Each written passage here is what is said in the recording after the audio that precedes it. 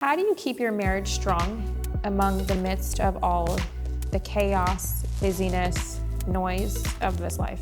Keeping the Lord the center of our marriage is how we keep it strong. Which one of you has veto power at home? Probably me. 100%. A man has to know his place. Okay? Well, I had my feelings surgically removed back in the 80s, so it Always says that. Who's the hardest member of Congress to deal with? Oh, you know I cannot answer that question. Who blows up your phone the most at the most inopportune times? I can't. Okay. There's a lot of people who, I'm sure he won't mind. or she. And who's in your office the most? she's good. Why and when did you decide to switch up your glasses? I don't know. We went to like Glasses Are Us or whatever. I don't know. It's one of these like a chain store in the mall or something. I don't know. It was just a functional thing for me. I wasn't trying to like be a style icon or something.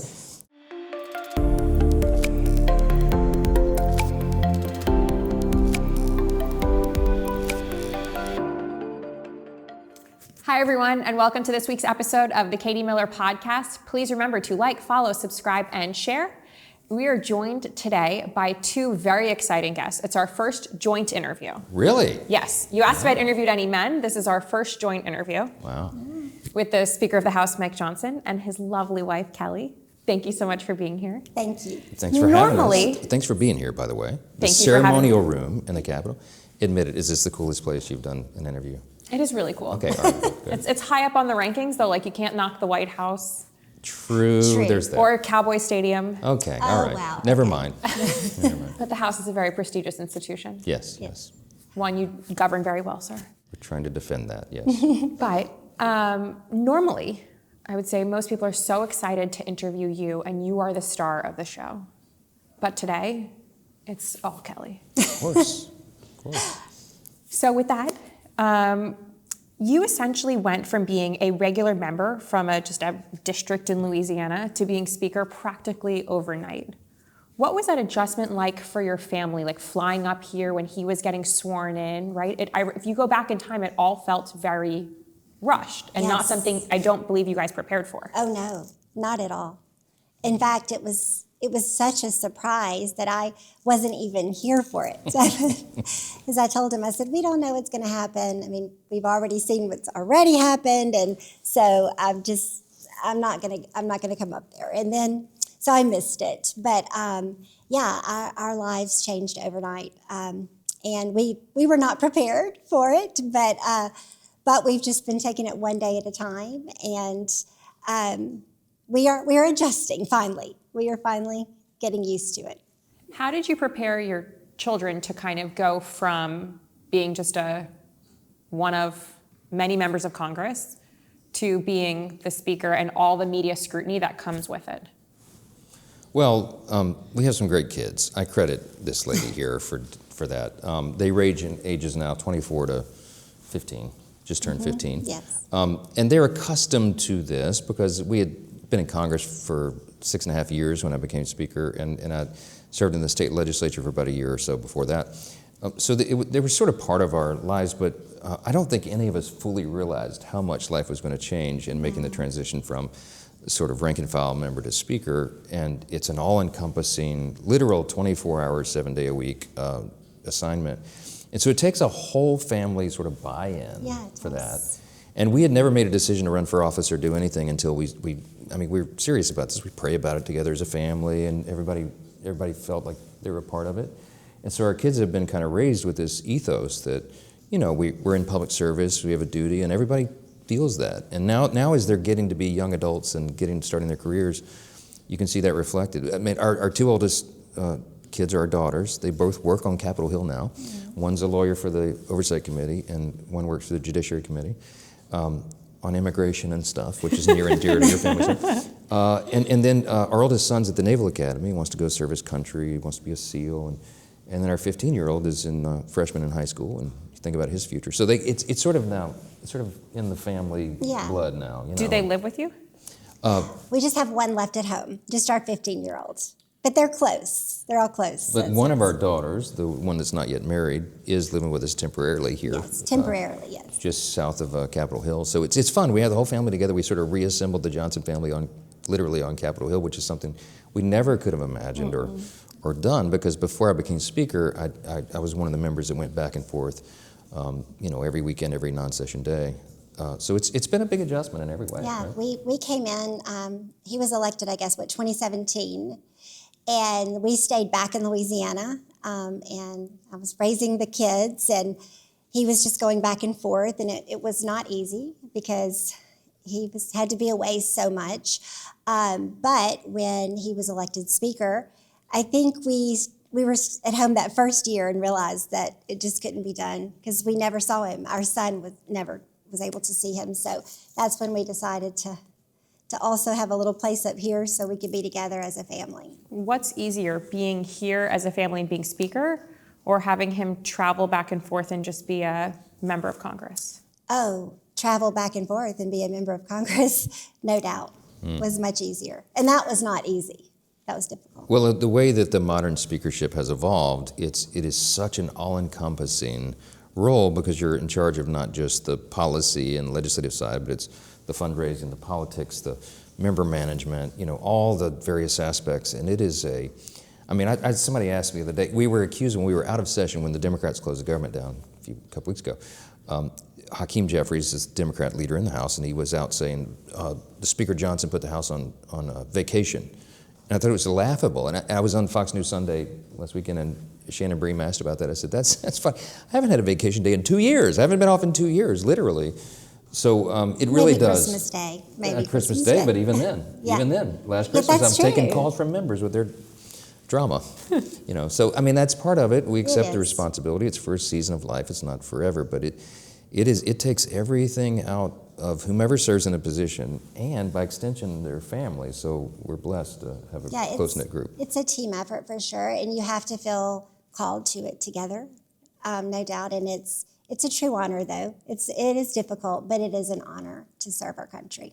When there's critical news articles of your family, I know probably you're a bit more of a seasoned professional, it rolls off you a bit more, but how does that affect you, at night when you're sitting there reading it, and in those conversations that you guys have on how to deal with it? I think, I have learned over time that it is best to not read it, to not pay attention to it. Because, at first, when this first began, it wasn't easy. It was hard. But now I just decided I'm not going to look at that anymore, and just focus on us and what we're doing, and that's how I handle it. And then now it's just easier. It just rolls off the back easier now. You don't take it personally, and you don't carry grudges, and you have to be a very forgiving person. There's a lot of passages of Scripture that we repeat back and forth to one another all the time to remind ourselves of this. But the Bible says that you're supposed to bless those who persecute you. That's heavy. But there's also a favorite psalm that we always repeat to one another, Psalm 37. And it says, do not fret when men succeed in their wicked ways. And it says, commit your way to the Lord and trust in Him, and He will do this. He will make your righteousness shine like the dawn, the justice of your cause like the noonday sun. And a lot of comfort in that. We do our duty, we do our responsibility, we do what we believe to be right, and we let the chips fall where they may. And people are going to be critical. That's just human nature, but it doesn't deter us in any way. You're right over the target when they're shooting at you. Yeah. And I think you've had a little taste of it. Yeah, you get it. But I also think as you age and you get older, it gets easier as well. Don't you think? Oh, yeah. I think I can let it roll off, but then there are certain times when I don't let it roll, and it will bite at me a little bit more than it should. I understand. I have to fight that sometimes as well. Well, I had my feelings surgically removed back in the 80s, so they can't hurt my feelings, And so, but really, that's been the key to this job, Katie, is that because when you're in a time, as we are right now, when you have a very small margin, if I carried grudges or if I returned fire to somebody who's criticizing me, the agenda would grind to a halt, because at the end of the day, I got to get every member to yes, literally every one. We have a 1 or 2 vote margin on any given day. We'll get there. Oh, yeah, great. What's the most surprising thing about being speaker that no one warned you? I guess this is what we're describing, the all-in commitment. I mean, you sort of have a sense of it when you're just a member. I mean, I was on the leadership team. I was the number 7 ranked Republican. No one cared or knew.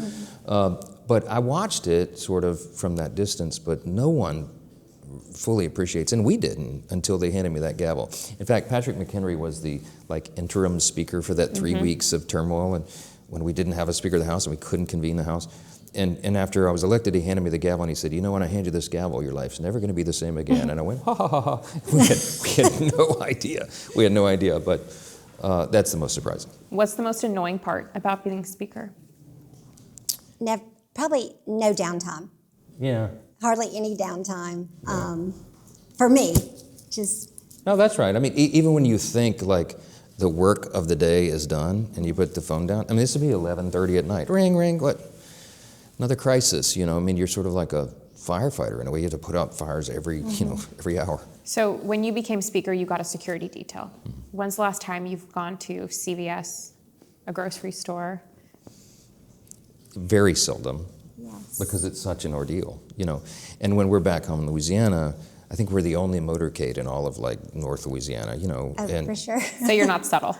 No, and I hate it because I'm just a regular guy, you know. But you're not, when you're Speaker of the House, you're second in line to the presidency, and you can't. I mean, I get it, but it's no fun at all. We love our detail. They're our the security best. team are amazing. Yes. They're all part of the family. There's 30 of them that rotate in and out.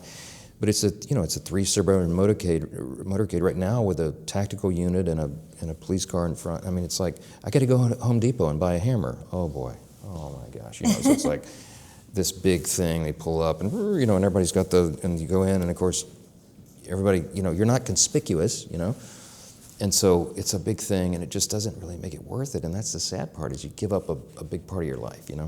So what's that been for you, picking up the slack of some things and parts of your life that he used to be able to do? Oh, yeah. It was so overwhelming. In fact, we sold our home. We had so much to do that just keeping up the house, the yard, everything was too much. So we sold our house, and now we just rent. We rent here. We have a little rental place back home, and then we don't have those responsibilities. So I just tried to get rid of as many things as possible and simplify so we could focus on doing this job and doing it well, and still having a great marriage and taking care of the family. So Today, MBS was here. Yes. Who's been your favorite world leader that you've met here in the Capitol, not overseas? I will say he's a very engaging person, but I've gotten to meet a lot of heads of state. I've met my counterparts of other parliaments. I do think the Arab leader is the most intriguing. The King of Jordan has come a few times, but I hosted Bibi Netanyahu, Prime Minister, for a joint address to Congress, and that was a big evening for us and for me, and I was glad to host him. So I'm probably closest to him. Yeah. What's the most underrated thing about MBS that nobody knows, based on your experience? His sense of humor. I mean, he's just a very engaging guy. And we had a forum today with the top Republican and Democrat leaders, both sides are bipartisan, the chairs of the various committees of jurisdiction. And he just wowed them. I mean, and my Democrat colleagues were leaving, and Greg Meeks, he wouldn't mind if I said this, from New York, Democrat, he said, he's really good. I said, yeah, he is, he is. So it was encouraging. We need that partnership between the two nations, and I think it was good. Do you believe, because you just said Benjamin Netanyahu is a great world leader whom you've come to know, do you believe it is overblown, the schism in the Republican Party, over the idea of anti-Semitism and those who are claiming one person is and one person isn't? I wish we could put that aside, and I wish that everybody would acknowledge the importance of that relationship. And there, as has been noted, there are lots of scripturally based biblical reasons to support Israel. But even if you don't accept that, you have to look at this objectively and say it's really important to have that ally and partner in that corner of the world. And it's the only stable democracy in the Middle East. It's a tinderbox. So you can make all sorts of arguments of why this is a really important friendship and alliance. But the anti-Semitism stuff ought to be universally rejected and called out. And I'm very insistent about that. We got to love everybody, and certainly the Jewish people. When you try to reach him during the day, I presume you have a way to reach him no matter what he's doing. What's the most important meeting you stepped out of to call your wife back? With the president? Yeah. And I think he understands that, you know. And what did she need on the other side of that? I don't even remember, but I know that if she calls me more than once in a row, Yeah. it's I got to address it. And so, but the president really likes Kelly, and he gets that, and he endorses it, you know. So that's a good sign for him too. Yes. What's the most cancelable take you have? Take. I don't know. What would you say? I don't know. I have to think. I have to ponder that one. We'll come back. Okay. What's a conspiracy theory that you believe in? I'm not really into conspiracy theories, to the frustration of some of my colleagues. I mean, I don't know. I'm pretty sure we went to the moon and, you know, all these other things. We actually have a subcommittee that works on this. All Anna Paulina Luna, you know, is the chair, and she's digging up conspiracies every day. And I'm just like, I don't know. What's a hill you would literally die on that no one else cares about? Oh, wow, these are great questions. I don't know. That's a good question. What would I die on it? I mean, look, You die on hills all the time. yeah, there's a hill every 10 minutes. I really am focused on preserving this institution.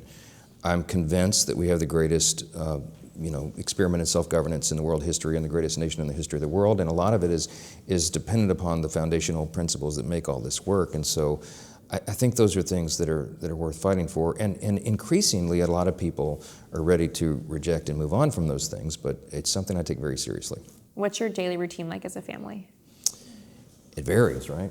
I mean, Yeah. we're kind of in triage every day, and every day's different. There's no pattern for the schedule, so everybody has to be very adaptable.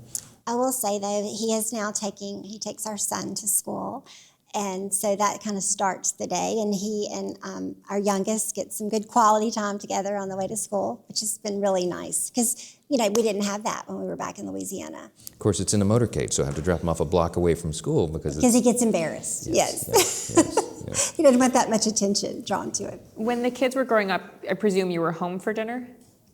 Yes, mostly, yes. yeah. When they were young, for sure, yeah. And now that's kind of become impossible? Yes, we treasure those family dinners. There's typically 3 or 4 of us there now, but to get at all of them. In fact, was it last weekend, our son Jack was in from the Naval Academy on leave for 2 days, and we had all 4 of our kids around the table, and then and the spouse of my oldest Our daughter. son-in-law, yeah. And I stood there in awe. I was like, we have everybody here. He It's did. amazing. He goes, we have all the children. I started taking It photos was a and wonderful moment. it's fun. And they're all very close. We cherish those moments Yeah, now. yeah. Why and when did you decide to switch up your glasses? The old one's broke, and my kids are like, Dad, you have the same look that you had in the 80s. It's like time to update. And so they wanted me to put patterns in my suits and whatever. And so I don't know. We went to like Glasses Warby R Us or Park? whatever. Oh, I don't know. It's one of these like a chain store in the mall or something. And I tried on like 50 pairs or whatever, and they said do those. And so now like people are trying to figure out who the maker is. This is like the cheapest. I think these are like $90 glasses. I don't know. It was just a functional thing for me. I wasn't trying to like be a style icon or something. He's kind of a simple guy. I'm very simple, very simple. What's the one issue that you disagree with your husband on? Unless there's many, in which case we can go through the full list. Oh my goodness. What do I disagree with him on? I love that you have to think about this. It's fantastic. I mean, we are equally yoked. I mean, Yeah, we agree on most things, I would say. Help me, what do we disagree on? I mean, we disagree, I can assure see, you. I try to focus on the things that we are in agreement on, so I can't name one. But it's small things, It's small things. It's small things. The big things, we are pretty much on the same page, but there are some small things that we disagree on, for sure. What's he most often wrong about? Oh dear, do we have enough time? No, I'm just kidding. How long something's gonna take him, I would say. So she says I overestimate my ability to He accomplish goals. overestimates his ability to get things done and underestimates maybe how much time it will take.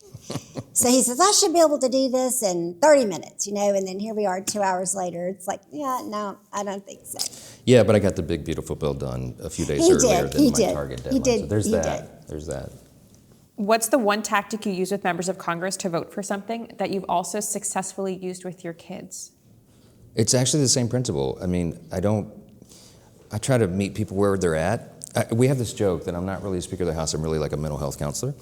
And so when the pressure gets turned up really high and then the stakes are so high and the votes are so tight, I just try to sit down and listen to everybody and figure out what their primary need is and how we can meet that, And sometimes those are long counseling sessions, but we get that done. But it's not unlike, it's the same skills you use as a parent. You want to understand your kids' need, and we're very focused on, like when our kids are younger, right, and they're growing up and we tell them something's wrong, we stop and explain why it's wrong. The reason we don't do this is because it could lead to your harm, or it could do that, That's so important. Yeah. Communicating like that with your children is key, and with each other in marriage. Yeah, and so that same transparency that we use in parenting, I do with members, and it's kind of a foreign thing on Capitol Hill because people aren't used to that, and it was jarring to people in the beginning when I was handed the gavel, but it's become part of what we do now, and people expect that, and your word is your bond here, and if you don't have that, you don't have anything. And so, we just try to practice that. And I admit when I'm wrong, and I don't. Ronald Reagan said, it's amazing what can be accomplished if you don't mind who gets the credit.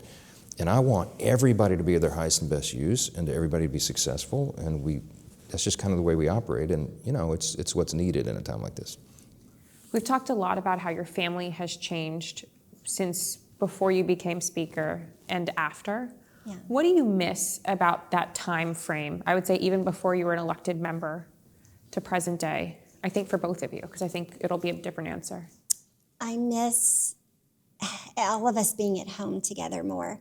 When the kids were small, and he was able to be at home more. He was never home a lot. He's always worked a lot, but so much more than now. And I miss having the kids at home, under my feet, and him there, and us all just being together.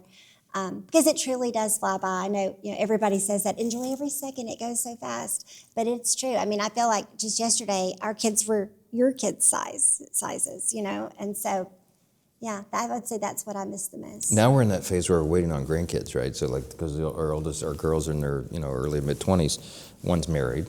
And you're in that in-between stage where you're waiting on the next round. And all of our friends, because many of our friends our age are now having their first grandkids, and they said, "Oh, it's a whole new ball game," So. Yeah.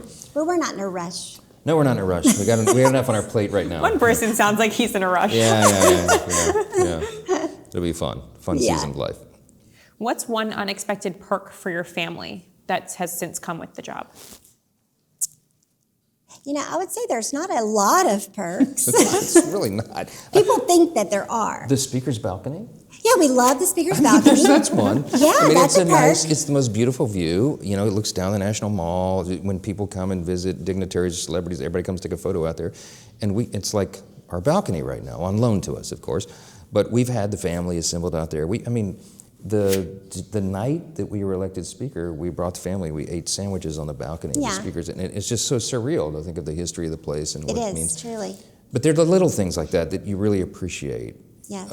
Especially when there's so much on our plate. Yes, absolutely. So I'll go down the list. You've been with the president at UFC. Yes. The Commanders game. Yes. With those are perks. That's true. That's true. We're getting somewhere. They're perks. Yes. What's been the best event or thing you've attended when you were like, that is so cool, I cannot believe I have this job? Well, the UFC fight was pretty awesome because we were there with Kid Rock and Jelly Roll and Elon and the whole team. You know who Jelly Roll is? Do I know? Yes, we have selfies together. There's one hanging in my office.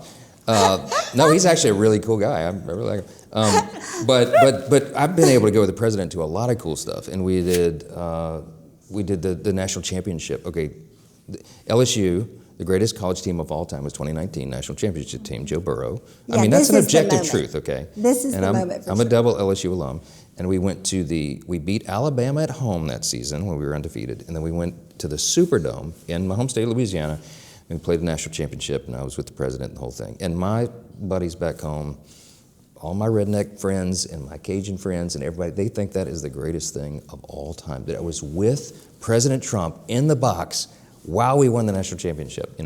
That's pretty high on the list. Yeah. Which one of you has veto power at home? Probably me. 100%. A man has to know his place. Okay? It's a secret to a happy marriage. We've been together 26 years. Yeah. And the secret is, in fact, can I tell her the best advice we ever got? So when I Yes. was a state rep in Louisiana, they did an annual contest to find out who was the longest married couple in Louisiana.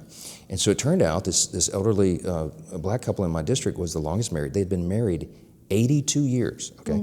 So I get to go and present them certificate from the governor and balloons and all that on Valentine's Day. So I go to their house. They live in a small home in a rural part of my district, and a big, happy family. I mean, they had 40 people there. Yeah. There were children, grandchildren, great-grandchildren. I went with you. You went with me. Yes. Mr. Player, his name, he was 104, and Mrs. Player was 99. And so, of course, we want to ask him marital advice. What's the secret to a happy marriage? So I lean in, and he says, lean in real close. I said, yes, sir. He said, it's two things. He said, let her think she's the boss. Yes, sir. And buy her a new car every 3 years. I said, all right. And then we looked out the window. And she had a shiny she Cadillac. can't drive it, but she had a beautiful new car. I don't think she had driven in like 9 years or something, but Yeah. there's this beautiful car out there, and all the kids are like, that's it, that's the truth. Right That's the truth. And so Mr. Player, Kelly is long overdue on the car, okay, but she clearly is the boss. That's the secret to happy marriage, yes. That's really good. Who does the cooking at home? Our daughter, Abby. Our daughter, yes, sad to say. I think after I had my fourth child and life started getting super hectic, my cooking kind of went out the window, didn't it? Well, certainly during this season, I mean, when I say literally, it's daily triage. We try to have order and schedule, but it gets blown up because there's an emergency every 10 minutes. And so we're kind of in survival mode right now with regard to, I mean, we order in food a lot because we just don't have the time. We don't have the luxury of like cooking. And our daughter sitting down. likes to cook. She She's enjoys really it, talented and she's too. good at it. Yeah. So what's the best thing you UberEats in the area? We order a lot of Ted's Bulletin. Right. See, we're simple people. It's good We stuff. are very simple people, yeah. If somebody were going out in DC and wanted to catch the Johnsons out to dinner, where's the go-to spot? Well, my favorite restaurant closed, What was it? Tortilla Coast. Really, that was our favorite, and it's right we there. We loved it. It's an That was our institution. favorite place to eat, and it closed. We were so sad. To be honest, you will seldom see us at a restaurant because if we do that, we go to a back room somewhere, just security, and which is really sad, sad. But on occasion we'll go to like the farmers markets or what's the farm to table? Founding Farmers. Founding Farmers, yeah. Yeah, we love that place. And they'll give us a little corner, as best we can, and when the kids are with us, we'll go down to the Navy Yard or the wharf, or there's lots of great places down there. But it's sad. The reason we order a lot of food in is because it's just not worth the whole getting out in the public thing, Mm-hmm. How do you handle other people's demands on his time? If you schedule something and it gets blown up, which I'm sure happens very frequently, that you say there's a date on the calendar and we're doing this as a couple or this as a family, and suddenly now there's another emergency. How do you handle that? That's something that we've been working on, and we're getting better at it. He has an incredible staff, the most wonderful schedulers, and they're so considerate of me, and now they check with me and let me know what's going on, and they give me veto power for the most part. And we do this thing where we say, okay, on a scale from 1 to 10, how important is this event? Because we may have another event that we need to do. So, but we find these days, on the scale of 1 to 10, most events are like an 8, 9, or 10, just about all of them. Well, they don't even suggest. If it's not that, they don't even suggest it. Yeah. And I have to just get my mind right about it, that he's just not going to be available a lot these days, but it's a season. So we're going to call this section Congress Confidential. I think you can see where this is going. Who's the hardest member of Congress to deal with? Oh. I cannot answer that question. We can give a range. The people that require the most amount of my time self-identify because they're on social media and they're expressing their opinions, and you can probably guess who I have to spend those time. Who's the easiest? The easiest. There's a big category of people who are just complete team players, never want to make trouble or cause a stir. I couldn't even begin to name them and really that's most of our colleagues. Look, I want to say this. I genuinely love every single person that I work with. I do. And even when we're at odds, on something, I don't take it personal. I respect their service and their time, and I try to find the best about everybody. And even when they're, cantankerous or whatever, you got to look through that. And if you genuinely come to that point where you genuinely love the people you work with, you can tolerate a lot more of the daily strife and stress stuff. You say it so politely when you say intense fellowship. That's our Southern term. Yeah. Where'd you come up with that one? I don't know. It's maybe in the Southern Baptist Church, right? I think we heard a pastor say it at some point. He said that about his wife. He said sometimes we have intense fellowship. Intense fellowship. Man, that's what there. we say, yeah. We don't argue. We have intense fellowship, you see. Who blows up your phone the most at the most inopportune times? Be careful. Who? Be careful. I know. I look. The problem is, I think literally like 100,000 people have my cell phone number. And I changed it a couple years ago. Mm-hmm. I don't think seriously. And so, but there's got to be one member who calls you, undoubtedly, when you're like just about to sit down to dinner. There's and a bunch it's of them. consistently who it happens with. I can't. Okay. There's a lot of people who. I'm sure he won't mind. Or she. There's a lot of. My problem is the greatest challenge of my day is trying to keep up because I miss. Literally hundreds of calls and text messages in a day, and I don't really. The peril is I don't know how important that was, what I missed, and sometimes I'll find out a week or two later, and like, oh my gosh, I didn't know. Now most people, if they can't reach me that way, then they'll call the team and go get him. He's got to hear this, But boy, I miss a lot of stuff, and I'm constantly apologizing to people for that, and I think they understand, but it doesn't make it easy. Who's most likely to butt dial you? He's most likely to butt dial somebody. I'm really bad about it, I know. And she's like, make sure your phone is off. You're talking about, this is related to national security. Who's listening? I don't know. We're going to keep going down the probably do not answer route. Who's in your office the most? She's good. She's going to get it out of you. My chairmen are in my office the most, and I'm very proud of that because what I'm trying to do is spread out the power of the Speaker's office and sort of diffuse that a little bit, and I'm empowering those who are supposed to be in charge of their areas of jurisdiction. So I've spent a lot of time with those people that we're delegating all that to. Who's the funniest member of Congress? Probably Tim Burchett. He's hilarious. Who's most likely to lose their phone? Jody Arrington, probably. I don't know. Probably. Other than you, who does the best impressions? I think I'm the king. What's the best one you do? The president, probably. Probably the president. Clay Higgins, any number of others. There's some, we try to be lighthearted, especially in these really tense times. When you can drop a Trump impression in the middle of the tension, everybody kind of laughs a little bit and lightens up. It turns out to be a great tool. Which member would you trust to cook you Thanksgiving dinner? That's a good one. Lisa McLean, probably. She's our conference chair. She's very responsible. Given that this is airing Tuesday right before Thanksgiving. Yes. What's Thanksgiving like at the Johnson House?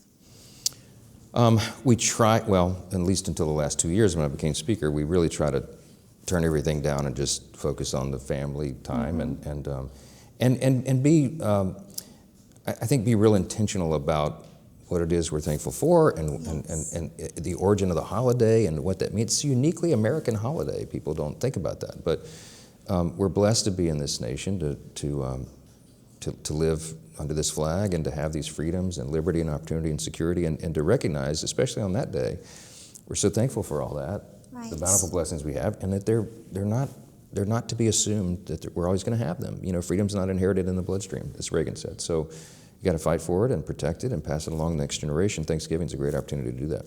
There's a huge national divide in America right now, and I'm curious where you fall. What time should Thanksgiving dinner start?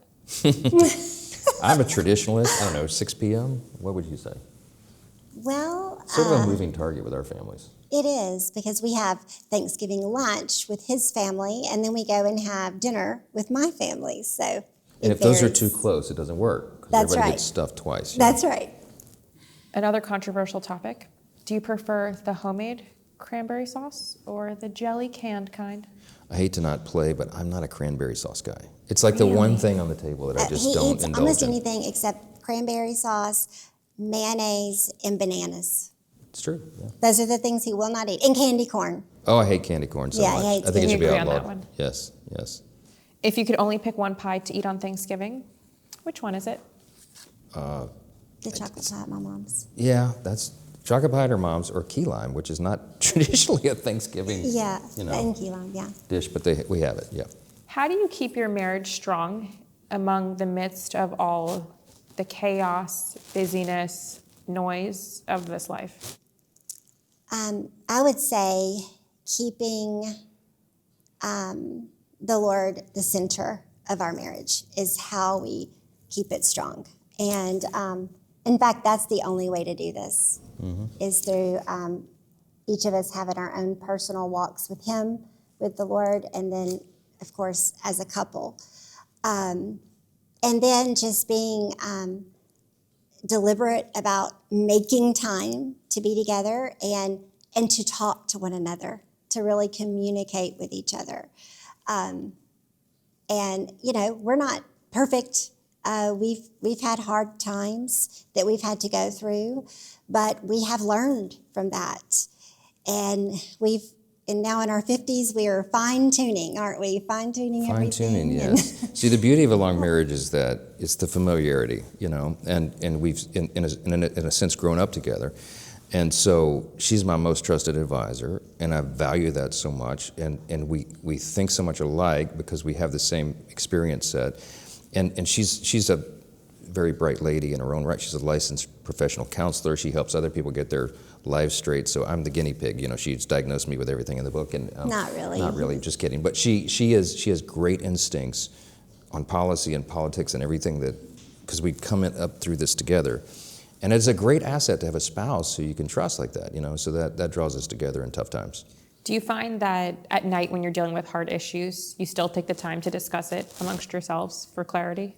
For sure, I mean, constantly, but then sometimes I have to throttle back because I don't want her to carry the entire load that I have because it's too much. There are times when I'll tell him, I can't know anymore. Enough. Like you can't tell me anymore. I can't carry anymore. And you know, men and women are different in this way, is that men can compartmentalize things better, Men's right? brains are like waffles. Yes. They have little compartments, and they can think on one little compartment at a time and close it. And men actually have a compartment that has nothing in it. So when you ask him, what are you thinking about? And he says nothing, he means it. He means it. He really is thinking about He's nothing. not thinking about like the Roman Empire. Right, Yeah, well, there's yeah, that too. there's that There's too. a whole compartment for that. But women, we cannot do that. We are always thinking, in fact, our brains are like spaghetti because it's the meatballs, the pasta, the sauce, the All oregano, intertwined and together. we're thinking of all of it. And we can't stop thinking. So in this arena, like, I'm compartmentalizing all these, a can- myriad number of high stress issues, I nation cannot. shaping, and I can just turn them off and sleep. And then I've just unloaded this at her at 11 p.m. and she's And I'm laying in there staring going, at "Oh the my ceiling, gosh!" going, what is going on? Sorry, honey. So I've learned to sort of, at least the late at night stuff, I try to throttle back. Before I go back to a serious question, how often do you think about the Roman Empire? I do quite a bit, actually. When that thing came out, I was like, "That's true." I don't know why. I don't know why. But maybe because we're returning to the days of the Roman Colosseum at this point, But I mean, Gladiator and Braveheart are my two favorite movies. They Not in are, that yeah. order. Braveheart's first. But I mean, I think of that all the time. I use those analogies when I'm talking to the Republican conference. It's funny. I don't know why.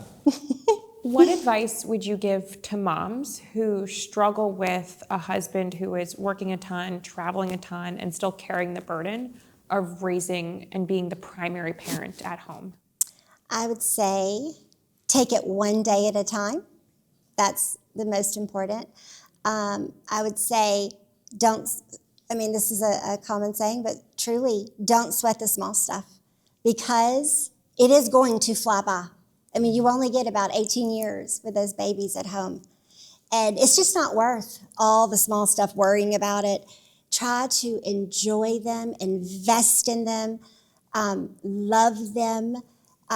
There's a scripture that says that love covers a multitude of sins. Mm-hmm. And I love that because when I feel like I haven't been the best mom, or I haven't done all the things or taught them all the things they need to know, I've loved them. And God then, he takes it from there. He really covers us when we do the best we can.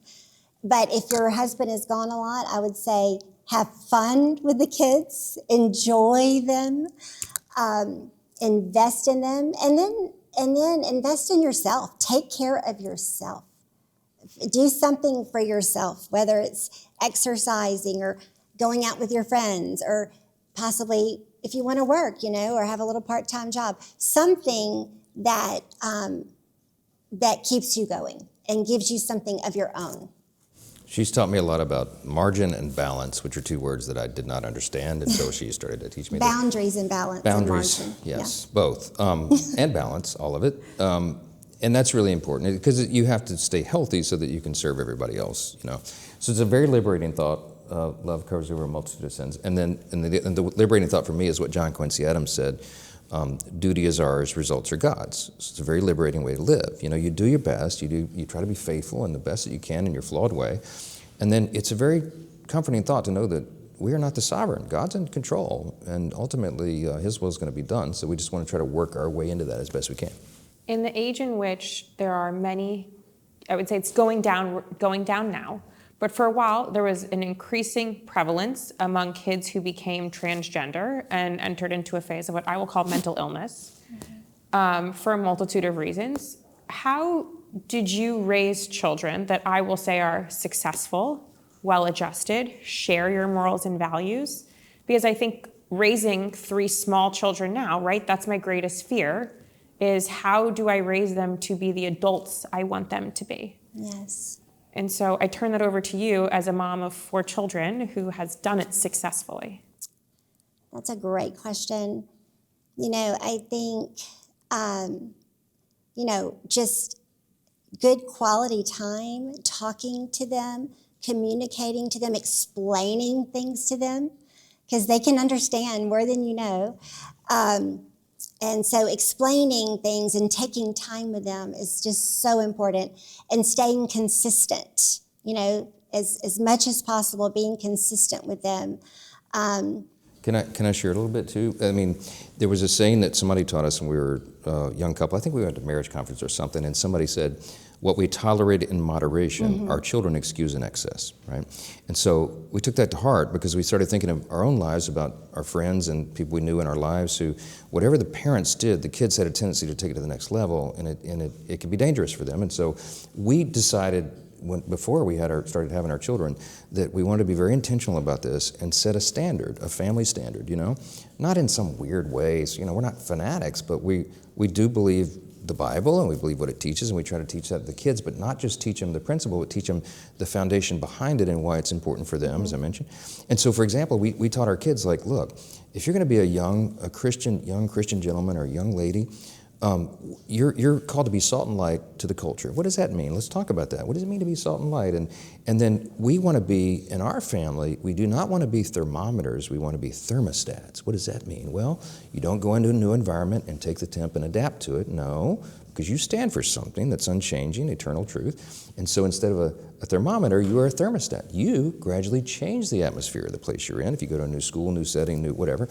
And we just kind of talk about these principles in a calm way, and it makes it part of their philosophy, their worldview, And Scripture says if you teach them this when they're young, they will not depart from it.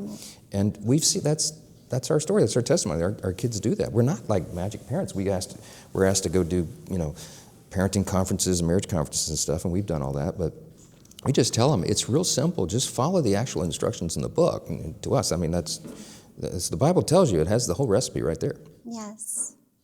Do you go to church every single Sunday? I wish. We used to make it almost every Sunday when we were in one place. We had a real life. And but we try to go as much as possible now when we're in town, and wherever we are, we do our best to be there. So last Sunday, we all went together here on Capitol Hill, but then we had to go to the late service because I did the Sunday shows in the morning, Fox News Sunday, and then run in and get everybody and then go. And we try to make it a priority, but our kids know even if the schedule prevents us from doing it, they know that our faith is our priority, and that's the important thing, We're going to play a game now of Would You Rather. Oh boy. These go to both of you. Hopefully you agree. Would you rather be late for church or late for a flight? I guess church. God forgives it. But I hate that. I hate being late for anything. Yeah, I would have to say, that's a hard question. I don't want to miss my flight, but I don't want to be late for church. That's a tough one. Would you rather clean the kitchen after a big dinner party or fold a week's worth of laundry? I take the laundry. It's sort of therapeutic. Laundry. Would you rather spend date night out on the town or at home in pajamas? At home, At home, in yeah. pajamas. When we were younger, we would like do the other thing, but now Yeah. I think we're getting old now. Now we're tired. Yeah, So. yeah. Would you rather share a closet or share a phone charger? Oh, a phone charger. Yeah, absolutely. In fact, I don't even have any closets because I've yielded it all to her. I live out a little trunk almost. No, not really.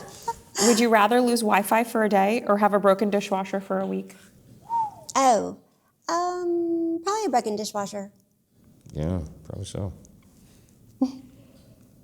What keeps you up at night? Not much, which is sort of surprising in this position, but I am concerned about the national debt and the threat of China. To me, those are two top concerns, and the rise of AI and what that might do to society. But I don't want to go down a long list. But I'm able to compartmentalize most of that. He does. He's kind of like a robot sometimes. He has like a button. He can just turn that button off, lays down, and he's out. Men can do that. They can. Yeah, It's really incredible. I cannot. I can't either. I'll be up for 6 hours overnight. See, you're wired different. That's what we're talking about. That's right. Yeah. Which AI do you use? I don't actually. In fact, I don't even really use my phone much at all. I don't really have time for Just to social media. communicate, really. It's like I text and call. I really don't have the luxury of time to do that. You've never used AI? I don't think I ever have, honestly. Really? Really? Yeah. I mean, I know all the guys like It's Sam Altman was in my life-changing. office. I've only tried it once, and that was to arrange furniture in our living room. I mean, that I was don't. the only thing I did on there. The only on thing. ChatGPT, I guess. I mean, if I'm going to sit down and like write a speech or something, I mean, it has to be my own personal. Sure. So I guess a lot of the normal things that people would use it for, I just haven't gotten into it yet. My life is not normal right now. Okay, and AI has really been. It's been become in popular use really during the term of my speakership for the last 2 years, and so I just haven't had time to like engage. Yeah. Which fictional House Speaker do you most identify with? Fictional House Speaker. Fictional. I could present you options if you'd like. Give me the options, okay. All right, we have Alan Trumbull in Olympus Has Fallen, played by Morgan Freeman. Yeah, Right. Yes. Glenn Walken in The West Wing, played by John Goodman. Yes. Nathan Templeton in Commander-in-Chief, played by Donald Sutherland. Maybe I shouldn't admit it, but I was a huge fan of The West Wing. He loved West Wing. I mean, it had a he leftist still tint. watches It was scenes. classic. It was just classic. We came up on that. So I guess I'll pick The West Wing. What are you watching at night right now? I like to watch Dancing with the Stars. I hate to Good admit grief. it. I do Were like you it. sad Whitney was voted off last night? I have not. I've kind of got behind. plot spoiler. Oh, there you no, go. There you I'm go. so sorry. Yeah, sorry, That's- Whitney, whoever that is. I like the young man, the environmentalist, Irwin. Yes, Irwin. I like him. This is such a girl show. Sorry. What's the last girl show you've watched? Pride and Prejudice, probably. They make my Yeah, daughters, and probably. she make me watch that. What's your favorite DC political drama? I really don't watch them because I have enough of it here. It you would know? be West Wing when he used Yeah, to I'm watch. still old school. I'd say West Wing for Yeah. sure. Yeah. What's the last book you've read? I don't read any fiction, so it had to be probably. How Now Shall We Live? Yeah, Colson? Chuck Colson, How Now Should We Live? It's a classic. All right, so we close every episode with the same question.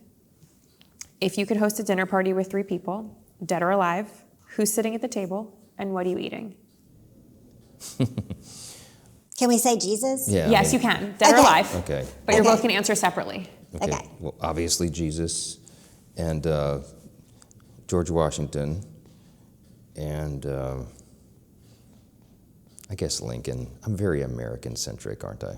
Yes. It's okay. Yeah. Which is so crazy because you got 2 of mine. Really? See, we think alike. Jesus, George Washington, but my third, help me, who's my third? Abigail Adams. Yeah, Yeah, I think it would be Abigail Adams. And what are you eating? And what are we eating? Well, probably. Well, I would say I would choose my favorite food, Mexican food. It's my favorite. So yeah. I'd have something healthy, fish-based, Jesus and George Washington and such. So I think they would enjoy salmon, Mexican. probably salmon. To close, I swear for real this time. What is the one thing nobody knows about Mike Johnson that if only the world knew, they'd love him so much more? Oh, the one thing. That's tough, one thing, because I will say what you see is what you get with this guy. This is who he is all the time. He doesn't change. And he loves people, and he believes the best about everybody. He really does. It's really, really remarkable.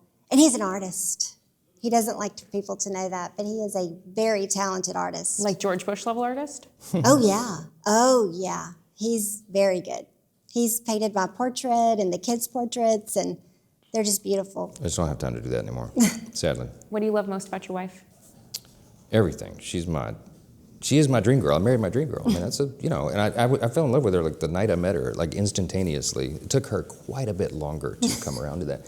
But what I like to say about Kelly is she upstages me and everything. I mean, but I love that about her, and everybody loves her. And when they get to know her, they're like, "Is she like that all the time?" She is. And what I say about her is she said, "I'm nervous about what I'm going to say." I said, "Don't. What you are thunders so loudly they cannot hear what you say anyway."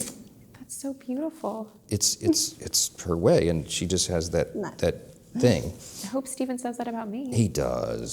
He certainly believes it. I've seen how he watches you He was your negotiate the stairs. biggest cheerleader last night. He was. Yes. Thank you so much for doing this.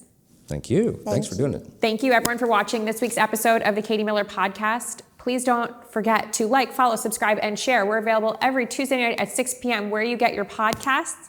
Thank you both to Mike Johnson and Kelly Johnson for joining me on this week's episode. Congrats on the show. It's awesome. Stay tuned.